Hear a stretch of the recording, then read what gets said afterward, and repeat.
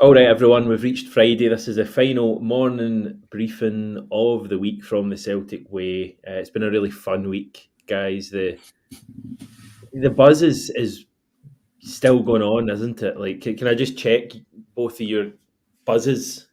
Because it's still going on, isn't it? From Wednesday night. I mean, I feel like I'm just so happy that I support this club. I'm always happy I support this club, but even more so now the way the team are playing. Yeah, to go all only an excuse and Paul McStay, there is a buzz about the place, isn't there? Yeah.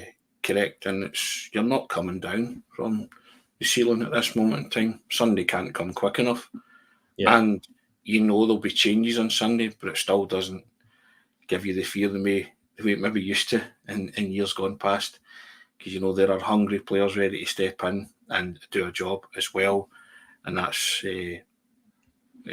no disrespect to Falkirk. We now have the strength and depth that Celtic can rotate various players, but yeah, I think Wednesday was something that every Celtic supporter had waited for a very long time. The nature of that win and the way the team played, and I said your overwhelming emotion from it.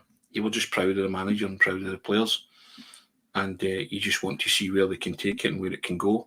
And I don't think I think the buzz will last a lot longer this season. I think you'll just the games can't come quick enough now. They can't roll around quick enough, and you're just confident in whatever set of players is put out on that part they can produce. Yeah, Ryan, where's your buzz on a scale of not buzzing to buzzing? Yeah, to be honest, I've been pretty buzzing the full season ever since pre-season began, and we watched the way that this 2.0 Rodgers side was going to play football. Really, really high press, causing teams to make mistakes. You've seen the same things that happened against Man City and Chelsea that happened just a couple of nights ago against Slovan Bratislava. So there's that consistency. You see that in Europe. You see that domestically as well. I was doing the stats bomb report yesterday that's on the website, and the numbers were akin to like a Ross County or a Hearts Hibs game. 60% possession, 18 shots, 11 of them on target. You've got to be doing a bit better there. I think they should have had more than 5 goals, even though their XG was 3.7 or something like that. So they outperformed that, but they had those chances that they probably should have taken. Just so many positives from Wednesday night, and I just hope that gets brought into the weekend. I think there'll be wholesale changes, as we spoke about before we even came onto this show, but there's still that buzz about the place, as Tony was talking about. Everything's in a good place. The manager's clearly on top at the moment. He's feeling he's feeling like the main man at Celtic. I don't think there's any awkwardness anymore. And I think now we're just looking forward to every game that comes, regardless of who it's against, whether it's in the League Cup, Champions League or Scottish Premiership. It's something to look forward to. I wasn't exactly saying that last season, because every game that came around, you were like, are Celtic going to turn up in this fixture? Or more importantly, what Celtic were going to turn up in that fixture? But it just seems as if they're on the right path. They're playing well. The manager's doing his thing in press conferences and on the touchline as well. And yeah, so many positives to go around Celtic. You talk about the financial situation that was addressed earlier on this week or last week. They're just in such a good position both on and off the park. As I said yesterday, these are special times indeed to be following or covering Celtic at the moment, and long may it continue, to be honest. Hopefully, Mark, thanks for the donation, and he says we're winning the lot. That might be the Champions League in that. Well, that is the lot, isn't it, Tony? I was worried that Celtic's second place spot was going to go last night at half time in that Feyenoord by a Leverkusen game, because once they start, they're really difficult to stop. Jeremy Frimpong with 2 brilliant assists in the first half, but Celtic are still there, just about in second place in that table. As Brendan Rodgers says, we'll play Bayern Munich in the final. How many times have you guys looked at the league table over the past 24 hours? I go on X, as it's called now, every hour or so, and search for the Champions League and just put it up on my screen and just stare at it. What? Yeah, listen, you've got to enjoy these moments, Hamish, while you can. The nights like Wednesday are for enjoying and telling people and grandkids and relatives in years to come, you were there. And, you know, I don't know if you spoke about it yesterday, but the crowd on Wednesday night were unbelievable. I knew they would be, but, you know, you had lots of people on X or Twitter, whatever it's called now, praising it. You know, during the walk-on and the Champions League theme, people saying they've never heard noise like it, but we've heard noise like it. We spoke about that 2 minutes of Champions League music, that primal scream where the fans just go absolutely wild. There's not very few venues where the supporters do that. And lots of people were comparing it last night when they saw various other stadiums and fans behaving when the Champions League music was on. But Celtic Park, there's always a sense of occasion in the Champions League because we don't take it for granted. And it's one of the best, it's arguably the best arena in European football on a night like that. And you had the feeling when you woke up Wednesday morning, we were reluctant to go overboard, but you just felt there was something special in there. You felt it in your bones. I know I did. And our scoreline predictions were probably conservative because you felt that if everything went to plan, as the manager would say, that a night like that was in the offing and on the cards.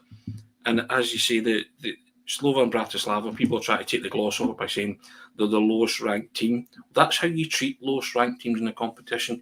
You give them a doing. But not every team will treat them like that, Tony. In this tour, like I guarantee you, Slovan Bratislava won't lose all their matches. Yeah, but because they've came through 4 qualifiers, so they've got something about them. They've got a bit about them. So so you have to take the highs when you get them, and that was as complete a performance at Parkhead as you've seen from a Celtic team in Europe in a long time. It's been a long time coming, and you're excited about this and where it can go. And as I say, Ryan was there and he'll tell you about the atmosphere, but there is no better atmosphere under the floodlights on a Champions League night than Celtic Park. There's very few to rival. Maybe Dortmund are up there, Signal doing a part with the yellow wall, stuff like that, and that's where Celtic head next. But I was looking last night at Atalanta, Bergamo, and I kind of looking at that and thinking it's okay. And maybe look at other stadiums and fans, during these kind of matches, but it's something special. And the other night was something special, and I think you have to enjoy it and enjoy looking at the league table. You see the Champions League table and smile because it's a nice thing, and we all like nice things, don't we? It's a good thing, so let's enjoy it. We've had enough bad times in Europe, so I'm going to sit and enjoy this for the next 2 weeks because that's how long it will probably last. In all likelihood, we're not going to be second day after Dortmund. We're going to be first. Nah, I don't know. Maybe we'll wait and see. What the point I was going to make was the fans were brilliant on Wednesday night, and I think when you go forward, the atmosphere has been good. It's always good in Champions League nights, but previously looking at like last season and kind of the year before as well, there was always a feeling of dread there deep down, a bit of an insecurity that we kind of knew how these nights were going to end. I think now the support are going to have confidence. I know it was Slovan Bratislava. We beat one of the poorer teams, but it was the way we beat them and the way we played. And I think the support come match day 4 when Leipzig are in town, regardless of how our next 2 matches go. My thought in these next 2 matches, guys, I don't know if you agree, anything we pick up is a bonus. I'm kind of thinking we'll probably struggle to pick up anything from the games, and I'll be very delighted, very pleased if we do manage to pick up any points. Worst case scenario, though, you're going into that match day 4 game against a good team in Leipzig, but at Celtic Park, our ground. And I think the support, even if we lose our next 2 games, the support are going to be amazing for that game as well, because I just feel like there's more confidence there now, Ryan. Yep, and I think that Celtic RB Leipzig is going to be an aesthetically pleasing game as well, because both teams like to play good football. It's not the first time that Celtic will have met up against or went up against Marco Rosa, who has a bit of a history with Celtic. I remember after the game, particularly when he was at Salzburg and he had the Celtic scarf on and all that. He's a very good manager who's doing a good job with RB Leipzig. You got to remember where they've come from. I know that they are Red Bull funded, but the growth that they've had in the past 10 years, they're a pot 1 side, and they made their debut in the Champions League only about 6-7 years ago, if even that. So they're really a team that do well. They'll be coming with arguably one of the form strikers in the world at the moment, in Benjamin Sesko, who looks like an incredible young player at 20. But he's got to deal with Liam Scales and Cameron Carter-Vickers or Austin Trusty. Exactly. That's the thing on the flip side.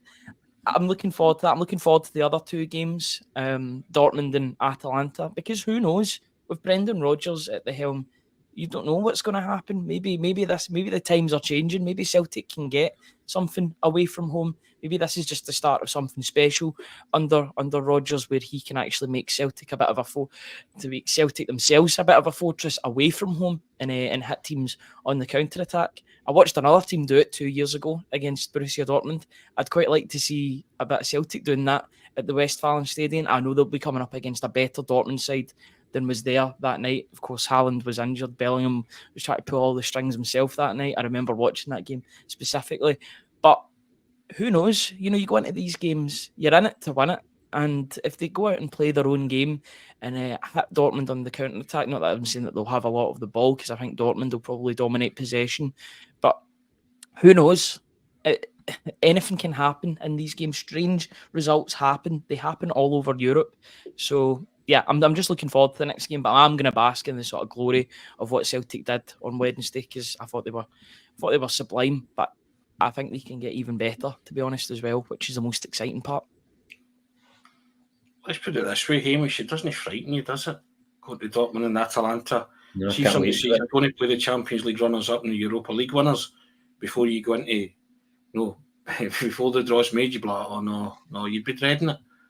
You're not dreading it with this team and this manager. And I'm not saying that equates to getting points on your travels, but I tell you what, you're a hell of a lot more confident than you've ever been about going on your travels and possibly taking something. And I think that might be other clubs' downfall. They might underestimate Celtic because they still think we're playing a Farmers League. You know what I mean? Well, I'll tell you what, that's good. Love that. Keep that chat. Keep thinking we're playing a Farmers League, and we might surprise you. Might give somebody a bloody nose in this competition. Keep speaking about it, that recalibration, that new mindset, new Celtic.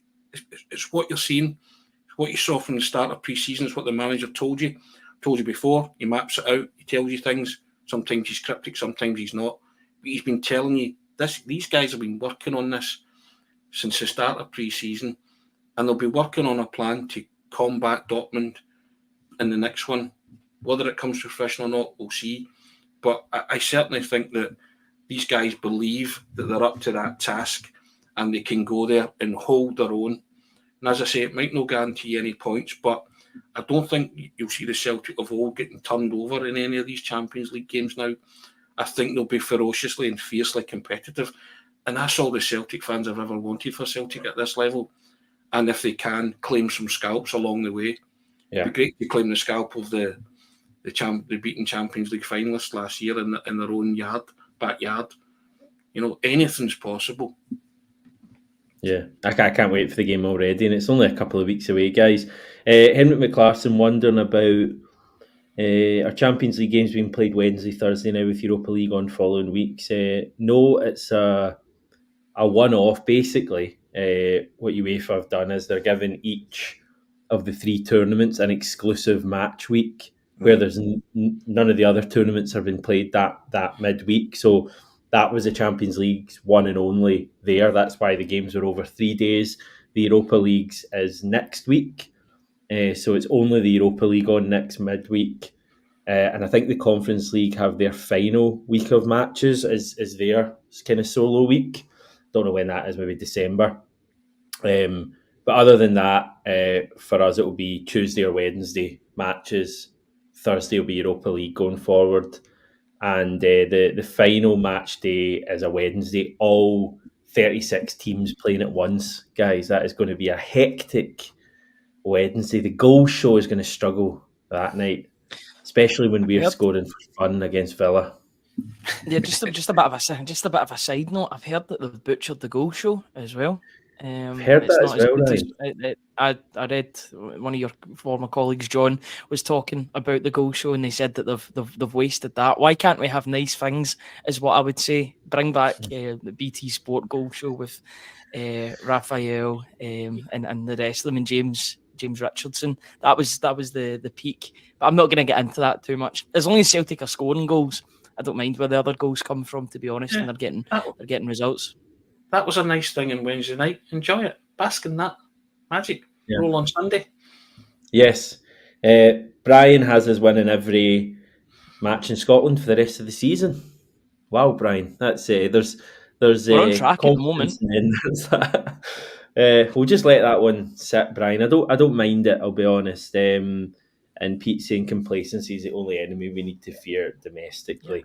Right, Thomas asking us big changes for Sunday. What do you reckon, Tony? Yeah. Has to be, doesn't there? You now have the depth of squad where you can rotate the players. And that's all it is. It's rotation. And I believe the manager will be saying to certain players, you're playing in this game. You're playing in this game. And I think he'll have briefed the boys that are going to come in. I would very much expect to see the likes of Trusty and Valier and Bernardo coming back in. I think Ida will lead the line. I think it's prudent, isn't it? It makes sense. And you still feel that those players who come in with a point to be a bit hungry, they say to the manager, I'm going to challenge for a first team place and I'll show you why when I get my opportunity on Sunday. And Falkirk's the ideal game to do that. But you have to respect Falkirk and what they've done so far. And you're in a match on Sunday. It's not just because of what happened on Wednesday night. It's not going to be a walkover. You have to earn the right to beat teams the way Celtic did on Wednesday night, and Falkirk are no different. They're just the next one. But you feel that the manager will rotate. I just think it's a sensible policy that's why you bought players and you have that strength and depth, so that when games like this roll along, you say to guys, right, rotated, rested, call it what you like. But because it's a long season, you're now fighting on 4 fronts, or you will be, and you'll need every member of that squad that you have at your disposal. And I expect to see some, as you say, in the strap line there, some wholesale changes, because I think it's right. I think they should do that, and you're not going to have many opportunities as a Celtic manager to do that. But the manager now in situ has the luxury of doing that. I think it'd be wise to give matches to the likes of the players that I've listed there. Obvious alert, but the main thing for me on Sunday is winning the match. It's getting through the next round. We went out of this cup last year. With that in mind, I would make changes. I wouldn't make 9, 10, 11 changes. I think that just kind of disrupts your flow. I think there's certain players that I still want to be in the team. I know you guys maybe hold back in your teams. I'll give you my team right now. So I would actually go Schmeichel. I know there might be chat about Sinazala. We can discuss that. I'm just making a number of changes, and I would want Schmeichel maybe just to be there. I would go Ralston. I would go Trusty and Scales. I would give CCV the day off, or have him on the bench. I'd go Valle at left back. So it's quite a lot of changes in my back line. I think 3 changes there. Scales the only one staying, so that's why I'd keep Schmeichel. Midfield, I'd have McGregor. I'd play Engels again because he's just playing so well, and I'd put Bernardo in. I'd have James Forrest on the right. I'd have Maida on the left, and I'd have Ida through the middle. So that's Ralston, Trusty, Valle, Bernardo, Forrest, and Ida. So I think that's 6 changes. 6 changes. See, for me, I'm in 2 minds, because I'm like, I would like to see wholesale changes, because this is a great opportunity to put some people in. I think apart from Schmeichel and McGregor, I think you could change every other position and it'd still be a strong team. Even put Palma on the left and who would you James put in Forrest midfield on the then? right. I'd put McGregor, Bernardo, and maybe even Odin Thiago home. I know he's been kind of out of the squad. But I think if you're wanting to have a good look at him and see if he's progressed, then he could play in the attacking midfield. He could play in any of the three positions, to be honest. I'd just like to see a bit more of him. I think he could change. I think he could make wholesale changes and the team wouldn't be necessarily weakened.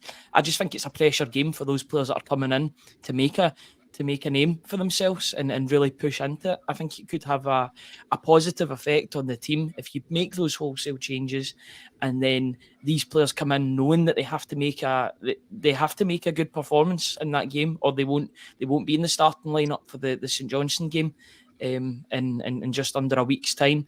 So as much as I don't think it'll be 9 changes, I think there still will be some continuity. I agree with you in the fact that Engels probably will still play because he is, he is on top form at the moment. I would quite like to see those wholesale changes because it's a great opportunity to do so. And if Celtic are in a bit of a struggle, then they can bring those players off the bench. I just want to see those players get given that opportunity and in a pressure situation, because I think it'll force the team to play well because they know that their position's under threat, or they'll be back out of the team if they don't play well. A few people asking about Sine Zalo. When would you play him if not this weekend? You've got the Scottish Cup ties as well. Might make a bit more sense at that stage of the season. He'll have been there for 6 months at that stage. I'm not against Sine Zalo at all. Fair chance he plays. I just think Schmeichel's such a calming influence right now that if you're making a lot of changes, it might be good still to have your goalkeeper there. Tony, what do you think? Yeah, I did sort of speak off air before we came on, and I thought about Sinazala, but the more I think about it, I'd probably keep Schmeichel in situ and maybe give Sinazalo the Scottish Cup games, because Ryan made a good point. If you were going to put Sinazalo in, you would have put him in for the first League Cup game, wouldn't you, against Hibs? Yeah. So maybe that thought process here, but I'm inclined to agree with the team that you named, Hamish. I'm kind of along similar lines with that. I think 6 changes is enough, because that's more than half your team, but you're still keeping vital players there, Schmeichel, McGregor, Engels, because he's playing in top form. But I think Ida deserves a run out. I would give him actually 90 minutes. Just, same Adam Ida that was overpriced at $8.5 million and wouldn't score you goals in the Champions League. And within about 5 minutes of coming on to the park in the Champions League, scored a wonderful goal. Great setup by Forrest. And I was speaking about on the pod that the thing I loved about the 5th goal was that Adam Ida, when James Forrest picks up the ball, is more or less beside him, and then he goes like that, and he points and he tells him, go outside and I'll run in there. And it's absolutely brilliant. And I love that because, Ida needed that. I think his confidence needed that, but I think he got confident. The fact that he scored against Hearts and it was disallowed, but I think he's took that on board and thought, right, I can still do this. I'm ready to do this. And he made a great impact. And I think everybody thought, okay, nice one. And he took that goal brilliantly. So I just feel he deserves to. It'd be a different type of game against Falkirk as well. So I think, my thoughts, I'm on horses for courses. I think this is a genuine horse for this course, i.e. Adam Ida, this match, because I think Falkirk might come and try and be a bit robust and, and they're going to have to stand up to a lot. So I think I think it's suited to him, and lots of people saying that, I mentioned the fact the other night, and it wasn't for any kind of downer. I love Kyogo. I love what he brings. I've loved him since he started playing for Celtic. But at this moment in time, for me, he's missing a lot of sitters.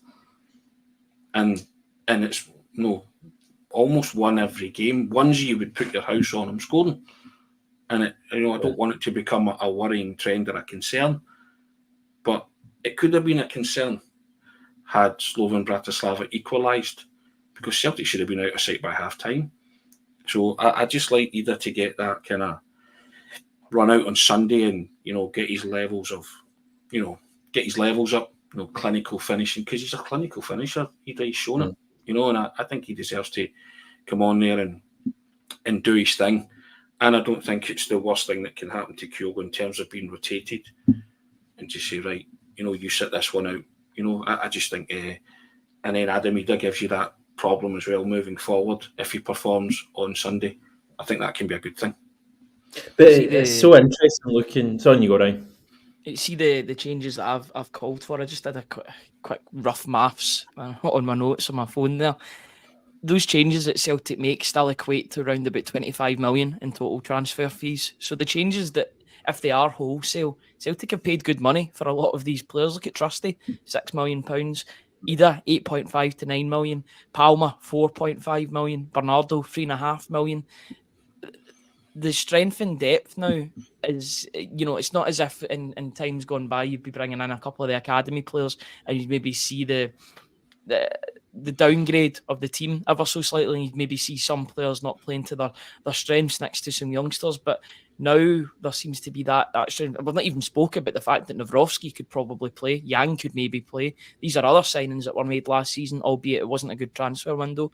So now they've got options in this game, and even though I think they've got to use it as an opportunity, really, to play these players and get a proper look at them in a match situation. If they're struggling in the second half, then I'd bring on the big guns in terms of Hatate, Engels, if he's not playing.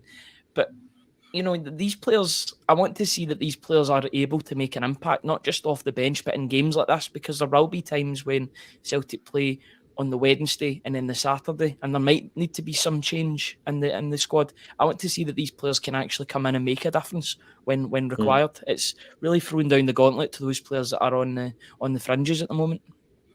But it's so exciting from a fan's point of view, because you're looking at this game and you can't wait to see. I really want to see Trusty. Yeah. Who I noticed had coined his own hashtag. Did you see that? Trusty. He's been doing that since Sheffield United. Yeah, he's been doing that since Sheffield United. It's not quite. What was it? What was Julian's one? Hoops upside your head or something like that. Back in the day. That's brought me back. Wow, that was a while ago. A couple of people asking about McCowan. Cup tied. He played in the earlier rounds for Dundee. So just if he wasn't, I'd be putting him in the team too. Of course he would play. Yeah, I think he'd start. I think it's unfortunate for him. Yeah. So, but sorry, on you go, Hamish. Hashtags. You were on hashtags there. No, I was moving on to Vai. I'd like to. I don't know if he's got a hashtag, but I'd quite like to see him feature. I'm really excited to see him.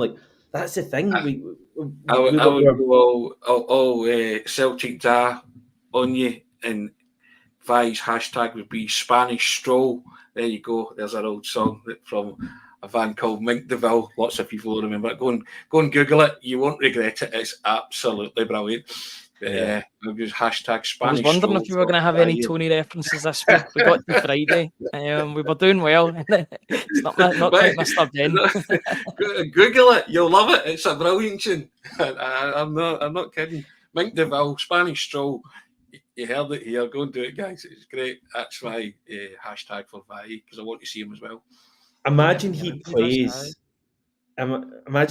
and he's really good. He comes out. Imagine he plays and you're coming away going, "Oh, this guy's incredible," and then suddenly you're looking at him being potentially our first team left back. I know Greg Taylor's playing really well at the moment, but that's what we could have at the weekend. We could have a performance like that.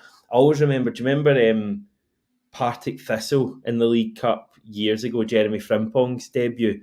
And no one really knew anything about Jeremy Frimpong, and he leapt onto the scene and he was unbelievable that night. And he ended up becoming our first team right back within, weeks or months. Imagine we had a breakout like that from Vai or maybe someone like Trusty at the weekend. That's what the weekend's about for me. It's about winning the game, but also what do these guys have to show? Because we're so excited as it is, but we could have even more excitement. Yeah, Hamish, these guys are, sorry Ryan, these guys are learning beside everybody. That's a first team. It's not like a starting 11. There's a first team of about 20 odd players there. So they're all training and they're doing the same things day in, day out. They know the drill. So if the manager says to them on Sunday, right, you're getting the nod, you know what to do and go and do it. And the guys who are getting the chance for the first time, go and enjoy it. Go and express yourself. Be happy. Just do what we've spoken about, and your quality will shine through. Sorry, Ryan, on you go. I've completely forgot what I was going to say. In fact, I've just remembered. Jeremy Frimpong, one of the best debuts I've ever seen, just in terms of really jumping onto the scene. We'd heard things about him in training, etc., saying that he was going to be, maybe he was going to be fast-tracked. And then you seen why he was fast-tracked into the team. The clues in the name, fast-track, fast. My goodness. He's doing so well for Bayer Leverkusen, but even 4 or 5 years ago when we watched him, we knew that he was destined for the top, that top-end elite pace that you need to have to be like a strong, athletic right-back. I just thought he was incredible that day. And he wasn't even the one that people were talking about, because it was Leo Connor was the one that got all the headlines, the Man United reserves captain. I was going to ask you there, who were the 3 other young players that we signed that summer other than Frimpong? Leo Connor's one of them. That's a good question. I'm usually quite good with these. Afalabi. That was one. Afalabi, Leo Connor, Jeremy Frimpong. There's one more, isn't there? Yeah. You've stumped me. You've completely stumped me, and it'll get Luca Connell. So it was, Luca Connell, the lesser spotted Luca Connell. Yeah, a player that get better every passing week. A player that get better every passing week because he didn't play. It was well done, wild. Steve. Steve's got it. It's a bit of a delay, Steve, but I'm assuming you got it on time. Aye. Very good. But just goes to show you, sometimes these players come in and instantly make an impact, but that was a success story. You look at those 3 players, 1 in 3 is pretty good for that, considering the amount of money that Celtic got and that Celtic are probably going to get from Jeremy Frimpong in about a year's time. I think it'll be his last season at Leverkusen, so they've got that windfall still to come for Jeremy Frimpong that will really just add to the growing prize pot that Celtic have got in the bank at the moment. It's incredible. But, I always delight to see Jeremy Frimpong really push on and do well. He deserves it. He's a top class individual and a top class player as well to go with it. What does it say about Lewis Palmer that none of us have got him in our team for Sunday? Just to throw one out there for you guys. Tells you everything you know about Lewis Palmer, doesn't it? The manager watches him in training. I get back to it, and I know Ryan's a fan. I just think he has to produce more. When the manager spoke about Odin Thiago home and Lawal at the start, pre-season against Queen's Park, he could have labelled that at Palmer. Probably was labelling it at guys like Palmer as well. They need to produce more, and I think Lewis Palmer hit a comfort zone when he had that wee purple patch and just thought, I can do no wrong, and he was getting the plaudits and the flowers, as Ryan said, and then just stopped playing or stopped being a team player. He was playing for himself and doing selfish things, and trying to shoot and score, and when he could have played teammates in. And I don't know. I think there's a player within Palmer, but he's getting nowhere near my starting 11 at this minute in time. Yeah, he will be an impact sub. But until he shows me that impact is going to be enough to dislodge various members, I mean, James Forrest is in front of him for me. Oh yeah. Well, yeah. So I think if I'm Palmer, I'm looking at Forrest and saying, okay, and Kuhn and Maida and saying, right, you can be talented. As Brendan Rodgers says, talent's not enough. You need to do the hard yards. You need to really, really produce at all levels and contributing. And I just feel that Palmer's not contributing enough, and he should be. So because there's talent there, we've seen it, but he's clearly not doing enough to get into the starting 11. And I'm happy. I'm not happy with that, but I'm happy with the manager's decision not to have him starting football matches, and even on Sunday, when he probably should be one of the guys you can turn to and say you'll start. I still wouldn't start him. But it shows how important Maida is, because I think for the majority of people, Maida would still be in the team on Sunday. So that might be a slight worry that we don't have another viable option on that side like we do with James Forrest. Who, I love Nicholas Kuhn. Nicholas Kuhn right now is probably my favourite Celtic player to watch. But I'm more than happy for Forrest to come in, because Forrest is looking unbelievable as well. left-hand side. I don't want Maida out that team because I don't trust anyone else to come in and do that job. I'd give him the opportunity on Sunday to really.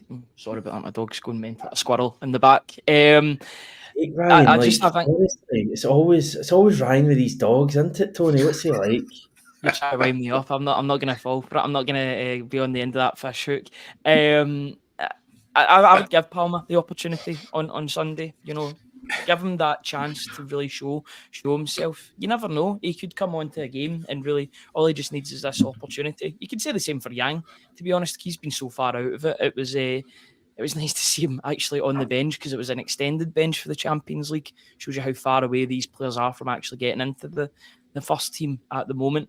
But yeah, as you say, as much as you'd maybe like to see Palmer get a chance, get that opportunity from the start, you don't really want to take Maeda out of this team at the moment because he's a tremendous athlete. I did pose the question on Twitter yesterday, or whatever you want to call it, saying, is he the best ever athlete Celtic have had, like all-out athlete? I'm not saying player, maybe Didier Agat's up there in terms of athletes too. Yeah, but I think he's right up there because his pace, his recovery pace, his interceptions, tackles, the work rate that he puts into the team.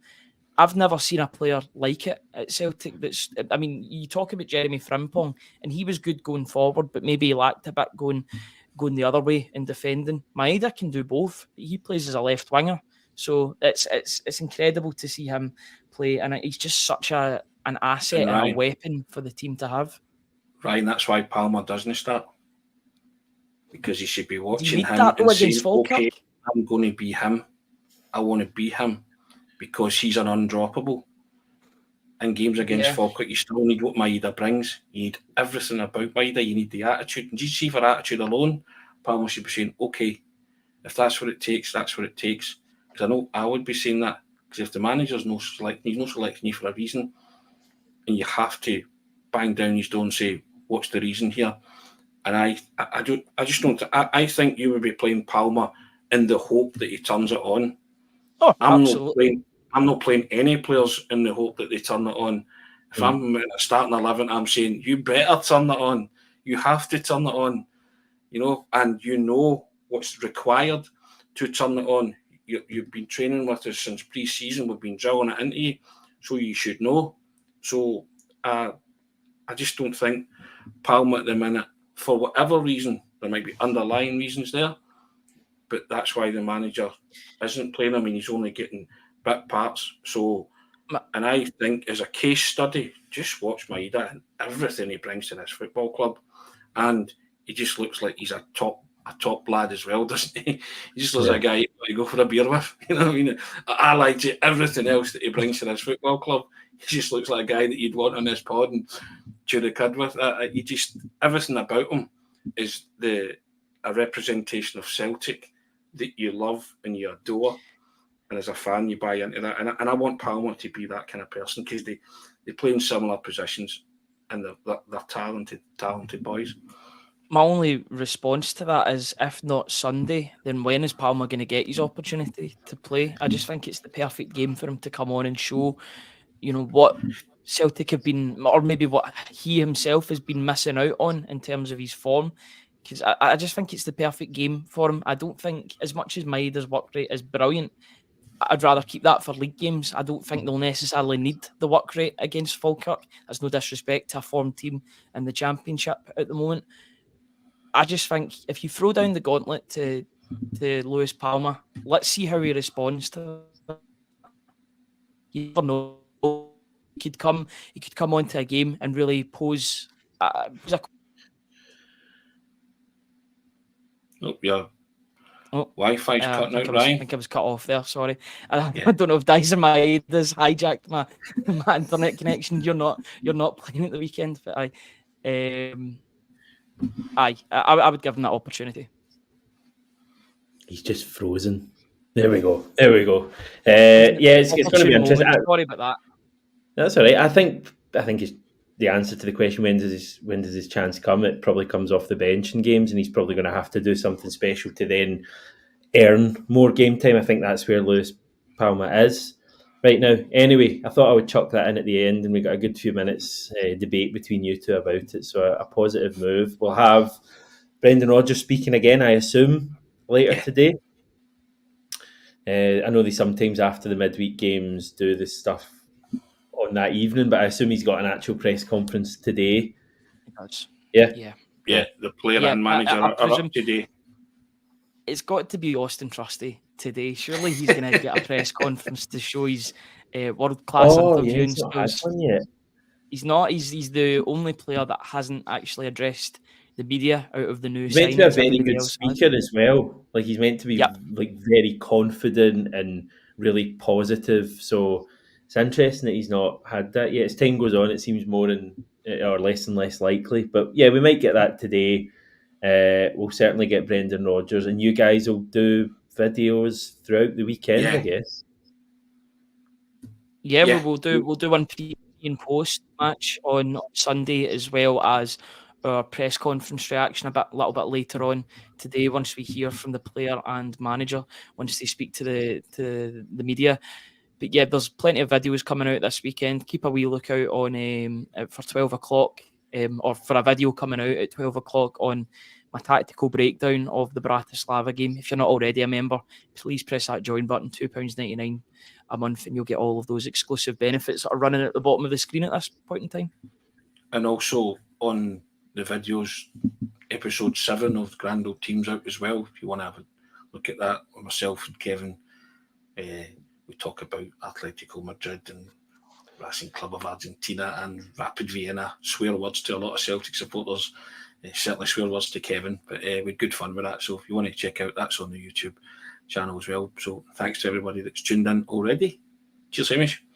Brilliant. Thanks, guys. Thanks for your time. Thanks, everyone, for tuning in, commenting, etc. Great numbers again. And yeah, as I say, the guys will be back throughout the weekend. I will